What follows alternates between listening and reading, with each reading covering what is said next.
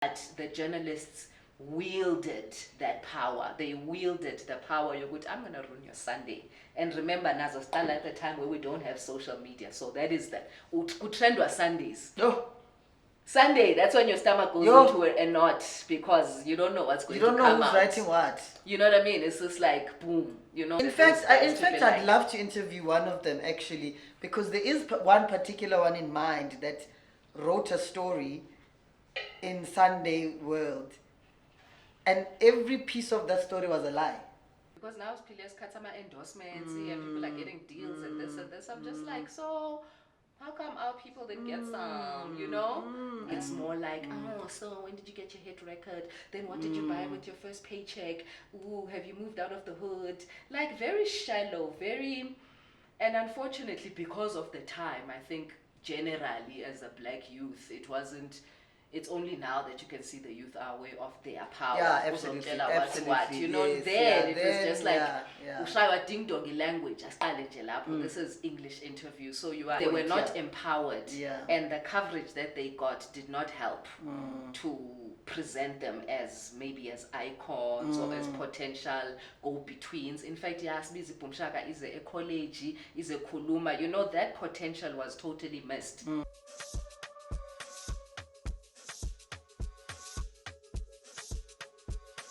Hi guys, welcome to Hot Seat with Penzola. I am your host. Today I'm talking about my favorite subject, well, genre of music, which is Kwaito. Anyone that knows me knows I am a lover of Kwaito. And obviously, you know, my piano is taken over and everyone's saying Kwaito's dead, whatever it is, doesn't matter. But I've got Usandisiwe today to talk to me about Kwaito music. Usandisiwe, welcome. Thank you for agreeing to come to Hot Seat with Penzola. Thank you for having me. Ooh, you look so pretty. Yabo, look at you. Good, yeah. I think the reason I want to talk to you, Kwaito, I could have had like a Kwaito artist or which which I probably will, but I wanted to talk to you specifically because you studied, you did your thesis in Kwaito music, which when I found this out, I found it so interesting. And I want to understand what sparked that interest. So my educational background is media and journalism. So I found myself doing a master's, part coursework and then part research. And then I needed to do pick a topic, and I'm just like looking around, and I found a way to take what I like and bring it to the academic space. So I mean, I can't be quite doing that's what I'm saying. And I mean, I didn't even know where to start. I actually packed all my when we had CDs. Yes, and then I took out all these things and I went and I dumped them on the desk. I'm like, nah, this is and what it's I'm just like, what is this? You know, so that was a very interesting journey. But eventually we were able to carve a topic, and the topic for the research report was the coverage or the representation of Kwaito in the Sunday Times between 1994 and 2001.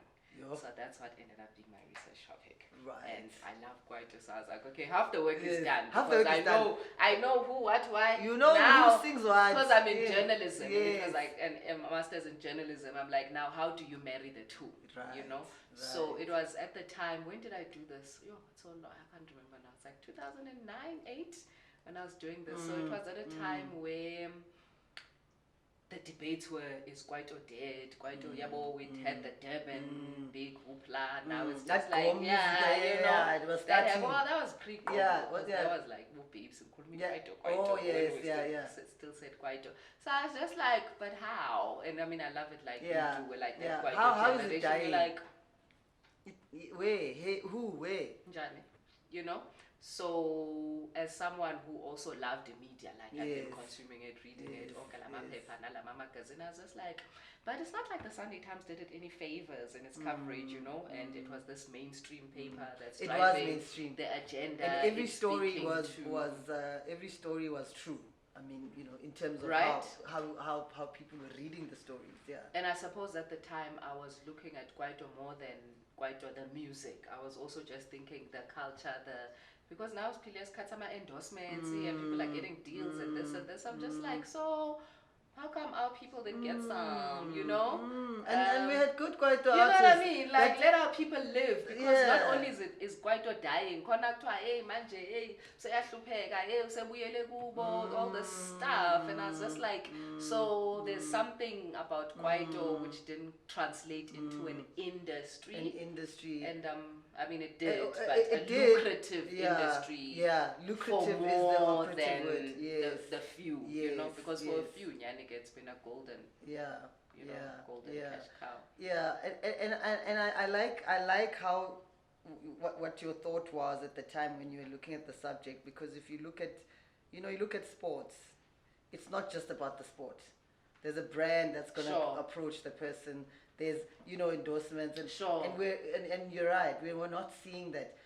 Although it really I feel as I love Kwaito, it really allowed me to be, it allowed a culture. It allowed us to be ourselves and sing about our own stories, especially in the township areas.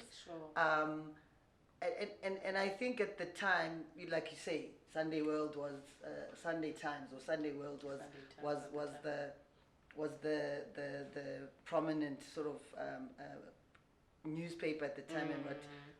But were they getting the right coverage though? And you spoke about how they didn't do it justice. I know why I would say it didn't do justice, but what's your thoughts around you believing that it didn't do it justice? So consider that I started tracking it from '94, which is that change, that transition period. So we're talking about a paper that was used to delivering news to a particular kind of audience. It's white, it's what, it's this, and then now it's like, let's try and speak to a broader part of the population, because I don't believe before '94 they would have even bothered with them. No. So let alone how they then treated it. And so when I say that, I'm trying to get us to think about who was in the newsroom. So so you've got a particular kind of journalist who's thinking a particular kind of way, and maybe even age-wise, maybe they were not even as connected to Kwaito. So, but they couldn't ignore it. So they couldn't ignore it because it was a movement. It was the days of YFM. It was the days. So well, that's pre YFM. Yeah, look, but I mean, there were stations where they would only just play. Like, there were local stations that just played Kwaito, and Kwaito was the movement. And from a media perspective, I think you couldn't ignore it. You had to write something so that you are seen to be moving with it. Or am I seeing it wrong? Yeah, maybe it's the period that I started to track that I'm speaking about. Okay. Where I'm just like, maybe not so much, because they got to a point where once there were more platforms and more voices, then it became slightly better. But the point is, you're speaking about people whose first realization ukuthi Kwaito exists, Abu Tebi, Abu Libo, Abu Arthur, Abu Abashante, it's what. So the immediate focus, and I mean, this is not an academic conversation, because if it were, then I would have had to go read papers and give them my citations and all of that. But the point is, and I don't want us to lose track of why I started this particular study. Uguti, they portrayed them in a particular way for their readers. So it's almost like a few journalists babege what is happening and then bring it to the newsroom and then translate it for this type of readership. So it's almost like obnoxious, materialistic, into sex, into fast cars, into nightlife. Already, so we chaos. The outfits of so already it's just like, what is this? Youth. So it wasn't immediately understood or written about as, well, this is an interesting culture, and I mean, that's not unique to the South African environment.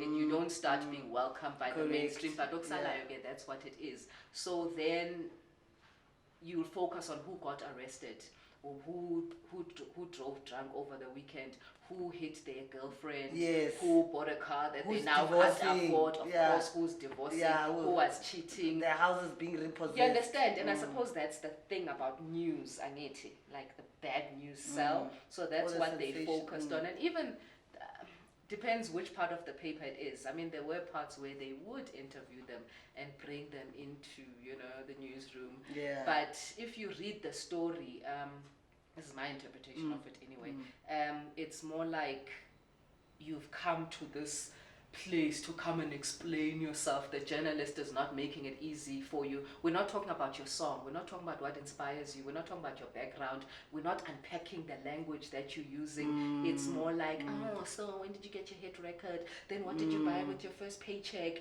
Ooh, have you moved out of the hood? Like very shallow, and unfortunately because of the time, I think generally as a black youth, it's only now that you can see the youth are aware of their power. Yeah, absolutely. Then it was just like ushaya ding dongi language. This is English interview, so you are correct. Mendoza is just like and how we make fun of the why is that a thing? Why can't he? So just you speak say his as own little language? as possible. You don't bring the wealth of who you are. What you expressing, expressing with cassette is not what you are expressing when you are sitting in those offices, So it was very shallow, and it's almost like it didn't have a hook. It didn't get the roots that it needed to be recognized. And if you think about it, when Kwaito was popping, it was around the time the Bafana Fana was popping.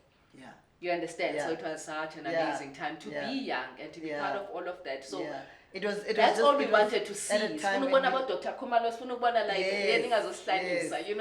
And it's funny because earlier on we were talking about a song, Get Funky, that Dr. Kumalo did with Bob Mapena, and I'm thinking, why the hell? Like, we thought it was an extension of both their careers, right? So they were both big. One was big in radio, one was big in soccer. Now they thought they could do a song together. Just to form part of this movement. Sure, and tap into it. I mean, also who they were. So Bob is there presenting studio mix. 16V, you understand? So whether you like Kwaito or not, but if you like Dr. Kumalo, and that's the spirit about Kwaito that I really enjoyed. And I say, I want Manjit coming through with the Amapiano artist as well. It's just like, come through, menakbe mnandi. It's just like if you look at many of how they got into the industry, it's not like they had to dream or go to school. They used what they had. It's just like in a peshini, baya drope, baya jaiva. Like things just happened, things just flowed. And I think we need a lot more of that, man, in South Africa, without having to feel like, now you must get access to so and so. But okay, let's wrap up. I actually want to, you and I can go on for days. Sure. I actually want to just go back to your research. You've now explained your interest in your research. You've spoken about what you were discovering, how this was just like, that is so weird. But nevertheless, let's interview the people. Let's see what they're about. What was the conclusion? The supervisor or whoever it is, how was the reception of your work once it was concluded? Sure, no, I had a good supervisor. Okay. So after a while, we managed to frame it in the correct academic terms, as a subculture, as a what. So, that's the thing about academia. You need to have other points of reference. You need to work within a framework, yes. So once we got that, we brought it down to, it's almost like an encoding and decoding model. There's it failed them. It failed them in that what they were doing, what they were talking about, who they were, failed to translate into the kind of content that would have helped a reader have an appreciation and an interest, So instead what happened is you would read and you just think, first of all, Amapesh are dangerous. Secondly, these kids are reckless and what. So, which is what I would imagine as a journalist who is in a particular moment, you also want to broaden the understanding of those who maybe don't know. So that didn't happen. But it's not that our passion or our interest was fueled by the Sunday Times anyway. We had other outlets, but it was just, I was using it particularly as an example to say the ones who could have had the ones with the economic power, we didn't marry them. Yeah. Soon enough, because it could have been done. There was a way, here and there are cases, but we didn't see Bo corporate, Bo Banbani coming to the party. So there's a And create some, disempowerment. and increase rather the economy of this particular So I space. think that's the point. That's the They were point, not yeah. empowered, Yeah. and the coverage that they got did not help to present them as maybe as icons or as potential go-betweens. In fact, Yasbizi Pumshaka is a college, is a kuluma. You know, that potential was totally missed. Yeah. So we're speaking about the time that you did your research, you know, and, Sure. and you gave us the years. You're revealing your age there a little bit, but it's fine. Let's move out just after that time, you know. Sure.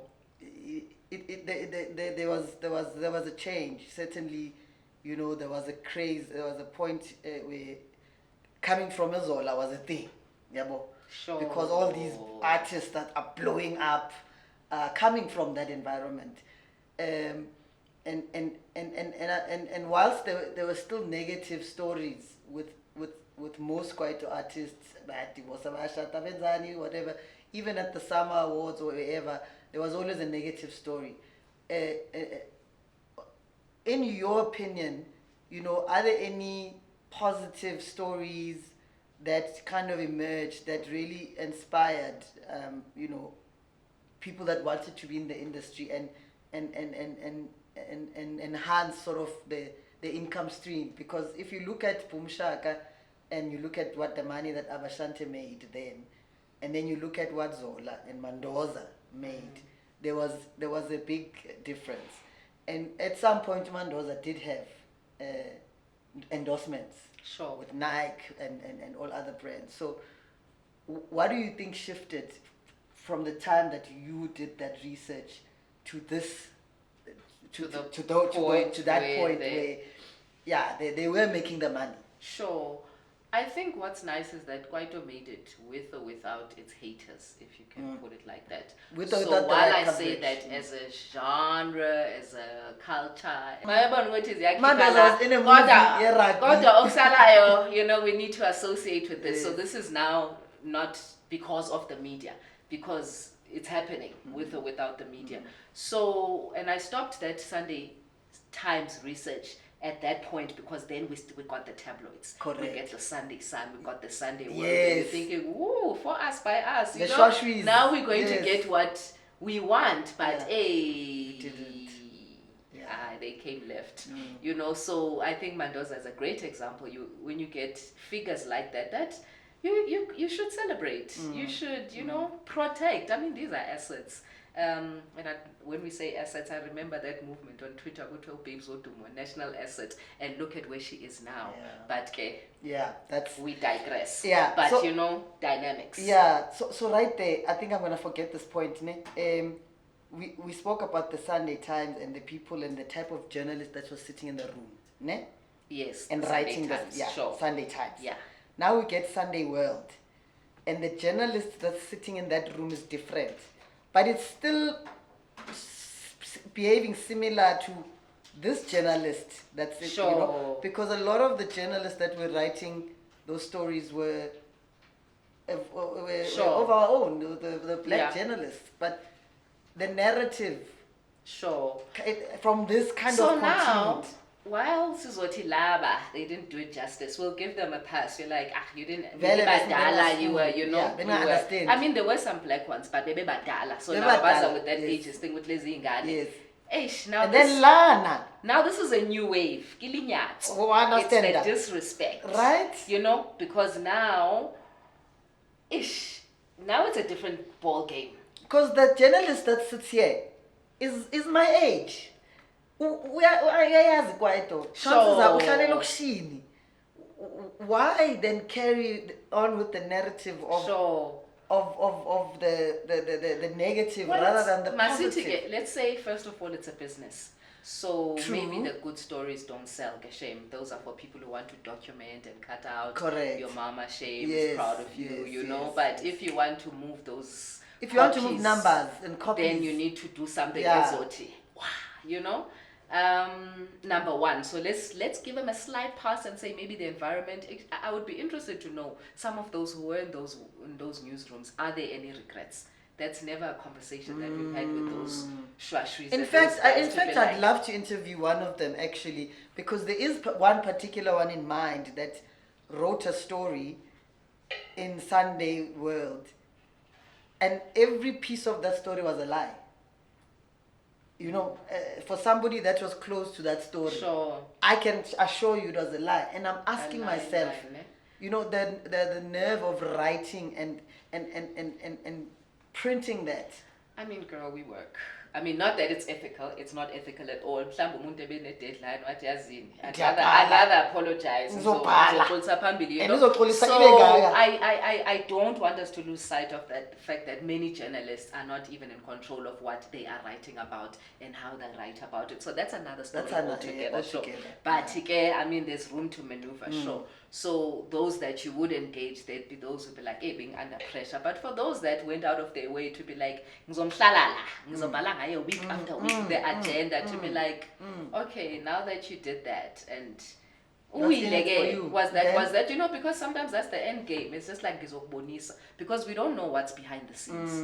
People are meeting, they're interacting, their favors being sought and traded and what. So I don't know what it is about, but the journalists wielded that power. They wielded the power. I'm going to ruin your Sunday. And remember, Nazo still at the time where we don't have social media. So that is the trend was Sundays. Sunday, that's when your stomach goes into a knot, because you don't know what's going to come out. You don't know who's writing what. You know what I mean? It's just like, boom, you know. So,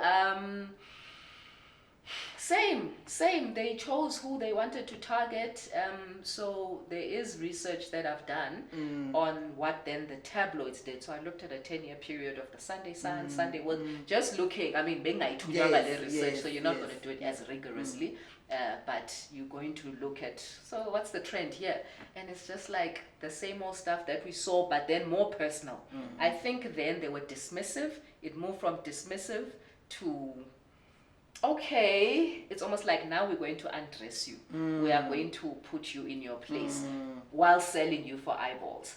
Because that's what it's about. The bigger you become. So that's where it's unfair. Yeah, the bigger you become. It's like if you become big. I mean, I can tell you that between the 2004 and 2014, the woman who was covered the most on those front pages in Kelly Komar. So everything that is happening and everything happening around her, and people don't do this research, so you feel like you're tripping. I can imagine when you are a kid, you're on some near man, you know, like every week. Yeah. So it happened. I've got the data to be like, nah, girl, you ain't tripping. But interestingly enough, the guy was Jacob Zuma, the former president. So you know the tabloidization of a president. Yes, another story for another day, but it happened, right? Yeah. So it's salacious, it's scandalous, it's saucy, it's personal, it's cringy. Is that the business of journalism? Because if we're selling good stories and are not selling, then it means that you are going into a business where you know you must be negative and be bitchy and rip people apart for it's a business. I mean, it's an opinion. I mean, I'm not. Well, I don't subscribe to. You know, people say there needs to be objectivity and what. I feel like all journalism is biased, one way or the other. Yeah. Some are So why I say that is, before we can analyze what the journalists are doing, let's first talk about the paper, the platform, the radio station. What is your strategy? What's your ethos? Let's be clear. Where do you stand? And then we can trickle down to what agenda you're driving. So if the owner of the paper doesn't care, is not invested in building or contributing or enlightening, it's going to reflect in the stories that they write. I think if I were to just remark on, and what's nice is they're not relevant anymore. Boo. Tabloids, we're done. That's another era now. Era, which is a new conversation. So when we reflect, so it's almost like part historian, part social scientist, part journalism, my approach to this thing, because when you fold and you sold, we don't care, you know? Exactly. And I think this leads to my next question around social media. You know, obviously, like you say, back then, that was our social media. Whatever stories that. Now there's an opportunity for a Kelly Kumalo to do a video and say, guys, I didn't do it, or guys, here's my side of the story. And I want to ask you to say, obviously, during that time where Kwaito was prominent, there was no opportunity for artists to do that. There are still artists that are doing Kwaito today. I don't see Mandla Spikiri doing a piano beat. I just don't see it happening, because he's just got a signature beat, But people like Galawa Jasmine, they were quite versatile, and they evolved, and they actually put most of the people out there. But are we seeing the same responses and the same reception with the piano genre? I'm certainly, from where I'm sitting, it's very different to how Kwaito was supported, and the ability to make money, and now. So what are your thoughts on the two genres, and with the introduction of streaming platforms, the ability, you don't have to buy an entire CD to listen to one great song. So in your opinion, how have we moved? Have we shifted?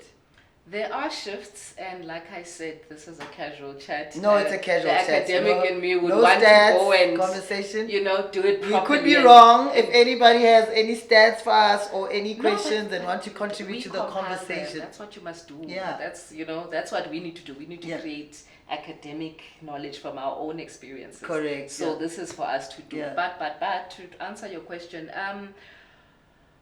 the shift that has happened, I think, with the streaming and Amapiano versus Kwaito is we've removed many of the middlemen. So whether it's the record label or the journalist or the need to have that Friday night studio mix or live or whatever. So in middleman is a taleni, right? So you are able to go from producing the sound in your garage, in your bedroom, in your studio, and then it's there, right? But what is interesting, and I am picking up on something that Ishmael said in one of the podcasts. So Guti, now you've got songs that can pop without you knowing who it is. So now their ability to build brands is not. It's a different terrain. You have to do so much more to establish and bring who you are. Because yes, I know who the song is, but is this who comes at this moment? Oh, yes, Bengamaz. So that's song, happening. But I don't know the person. Yeah. You see what I mean? But I've downloaded the song. That was unlikely then, because your image, your what was very linked to what you are, to your output. So it's the other way around now. Yeah, it can be the other way around, which can open it up to exploitation, to what. So we're just talking about the shift in the value chain and the players and how the thing has been structured. But also, because of the speed at which things can happen now, so if you release a piano track in Feb, there's no guarantee that you'll make it to December. So ziyaphelelwa fast, because there's so much. So the bad side of journalism is what we were discussing earlier. But if we were serious and had dedicated music, and but they are in print, I think most of them, that I do respect and admire. But someone who can then look at what's popping and curate it for us. We don't have time to listen to everything, to find, the gems, the gems, so there is still a need for people who can, it's almost like be the shape it and tell the story for us, and put it together. That's what is missing. So there's a lot happening.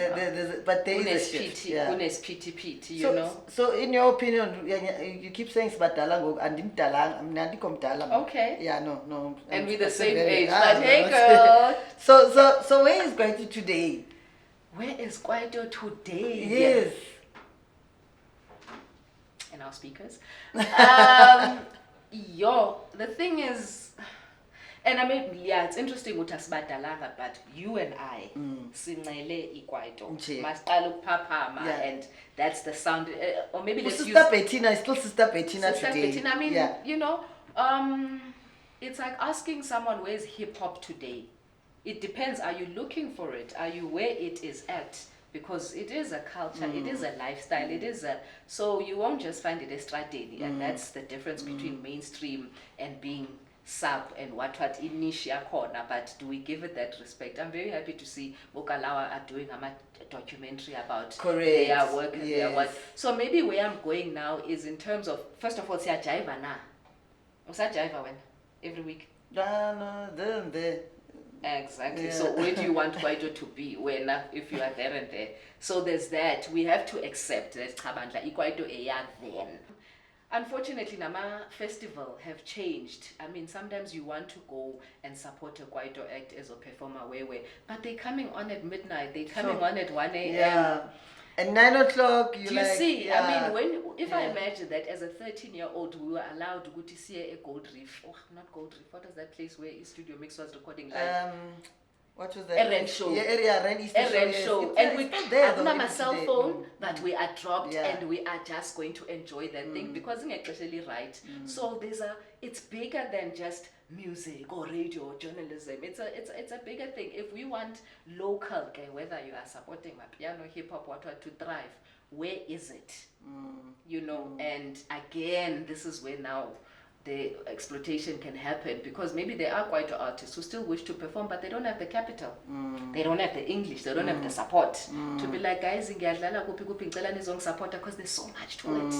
You know? And maybe even the producers are busy producing what they think is relevant today. And I asked where Kwaito is today because there was an event, I think it was at Pont de Val, and it was Tebe's birthday. I saw that. And every status of mine, when I looked on WhatsApp, people were there. And you know, they're there. Sure. About Tebe, Professor. So, you know, there is still that, but I mean, it was during the day. So I guess then the 12 o'clock midnight, you know, if you do it during the day, you get the support. But there were a lot of people that were there, even though the songs, there are no new songs that Tebe would perform. He still performs the song. Sure, I think that's today. what I'm saying. That we're not necessarily asking it for Kwaito to chart or to have new Kwaito hits, but what do we do with what do we have? Where do we enjoy it? And things that are, you know, relevant to us. You know, axis we are not going to go. So yeah. So here's what I do. I'm gonna ask if anyone has a question. Yeah, you do. Just one. So when you're looking at because we're speaking about Kwaito, right? And you mentioned R&B. You have a beautiful mind, by the way. Thank you. So if you're looking at in the States, right? Sorry to compare the two. Tank can still do a show in South Africa. For sure. What are we lacking this side for Bampapu to do the same thing? That's beautiful. That's precisely what I'm calling for. Uguti, if someone can see the value got Tank, but I need to let a promoter. So this is what I'm saying. Well, is there a promoter who is interested in curating these experiences for us? We see Arthur has that Festival of Legends. Yes. This year was its second year. Yes, and, you know, I'm so sad I haven't gone. Yeah, But, you know. He's creating that. And then how the journalists, through how they reported, made us perceive our own. Nati we're just like I too. You know, Madamu exactly, yes, you know, because we narrative. Also have not been Yabo, there wasn't anything that harnessed our thinking and appreciate and yearn for these things. I mean, one of my favorite Kwaito / local artists is Ishmael. And he was a good singer, and he remains a good singer. He's versatile. He's very versatile. He's hip hop. He was in Kwaito. Those things now. But what I'm saying is, if Ishmael was from the States, going back to your question, you know it would be like 3 nights sold out. Yeah. Cape Town, what, you know, because that status, you know, is discography. We don't have enough of those people doing that work for us. Yeah. I mean, if I were to ask you now, would you name all the Kwaito hits from 94 to 2024, saying next year, let's say it's a 30-year celebration, besides maybe what we'll glean from the summer, people who were nominated over the years, who's doing that? So it's not just about journalism, just a lot about it, you know? I just want to add, though, in that answer to say, even a Tank or Jane, they came here and were shocked that people know them. or Alexander O'Neill comes. They all come when their careers have ended. They don't come at their peak. But we as we as of course we can't afford them in South Africa.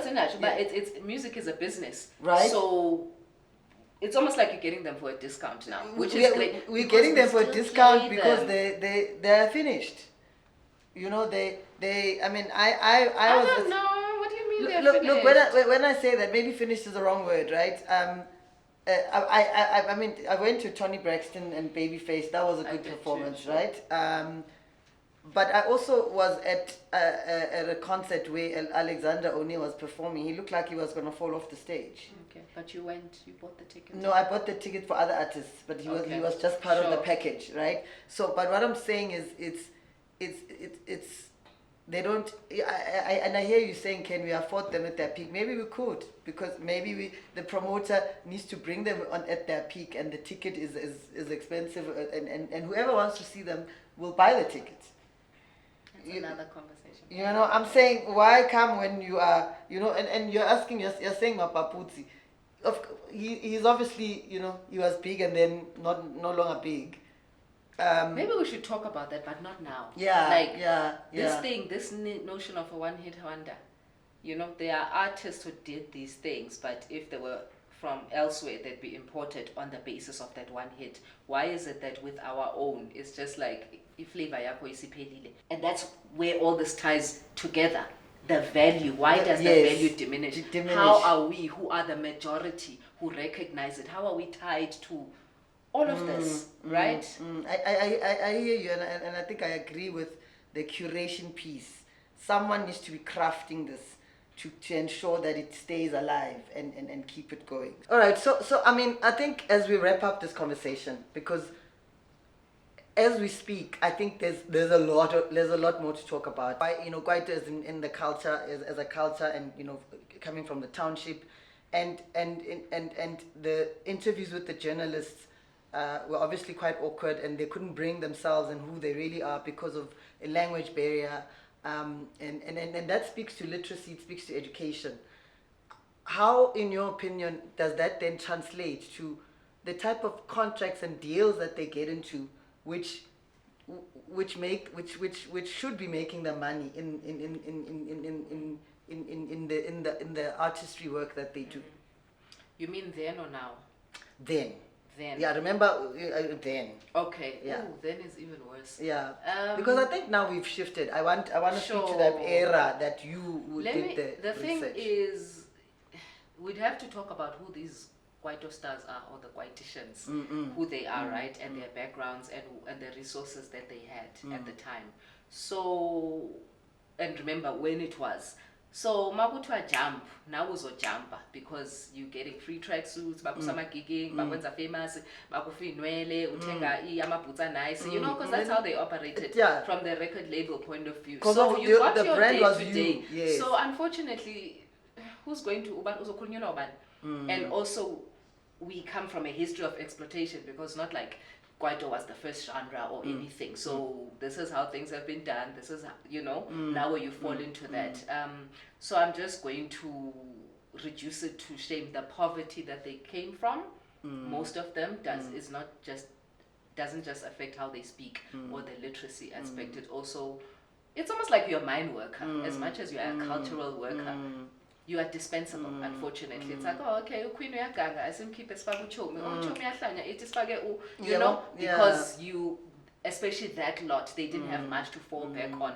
You were in a better position if you had access to people that could speak for you. So if you look at TKZ, who they were, you know, it wasn't as easy to exploit them, hence they had so much money to play with because their things were right. Yeah. So it's just it's proximity, who you got on your team. And if you fast forward, and I'm wrapping it up, to say, even with the it girls and the A-listers, there's a difference between Ntombazana ephuma kwamashu enhle that knows her story, that's an influencer, and you pit her against a Bonang whose mom is a honcho at right, multi, yeah, you know, yeah, at a global. yeah, yeah. She goes with her mom's Yes, backing. She yes, leads her contracts. yes, So yeah. Gafana with the youth that go to varsity. There's some who can be brilliant, but Bapuma from an under-resourced community and pitting them against someone who's got all the resources, all the support. So I guess in essence, this just speaks to around the resources you have at the time, right? So if you've got the right team that can read the contract for you, you know, and ensure that you sign a good deal, and if you're also educated enough to understand what it is that you're reading, I felt important to have the conversation because one, I was very much interested in why you chose it as a topic. But two, I think it's learnings. It's learnings around, you know, whatever that you're passionate about and what you do, you know, ensure that you sign the right kind of deal, and think of it as a business. So talent is not just talent, but talent is business. And you know, why not get paid to do what you actually enjoy doing? Sandisiwe, thank you so much for coming and making the time to come and talk to me. And yeah, thank you.